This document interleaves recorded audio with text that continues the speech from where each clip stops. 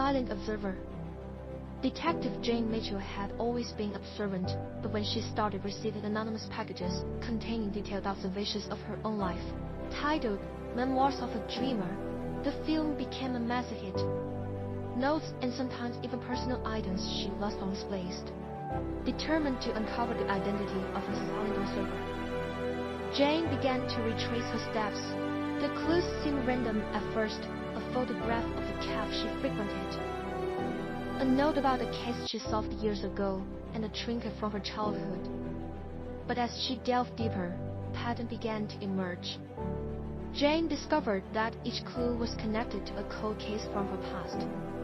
The silent observer was leading her on a twisted journey through her own history, forcing her to confront cases she couldn't solve and victims she couldn't save.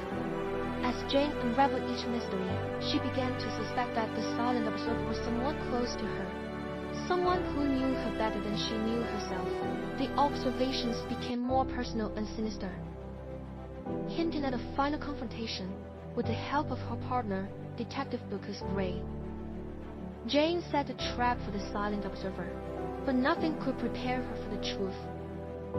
The silent observer was her twin sister, Emily, who she believed had died when they were children. Emily had been living in the shadows, driven by jealousy and a twisted sense of justice, seeking revenge for a perceived betrayal.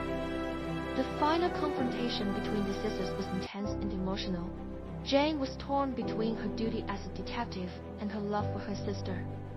In the end, Emily was captured, but the scars of their shared past remained. Jane was left to grapple with the revelations, questioning her own memories and the very foundation of her identity. The case of the silent observer was closed, but for Jane, the journey to understanding had just begun.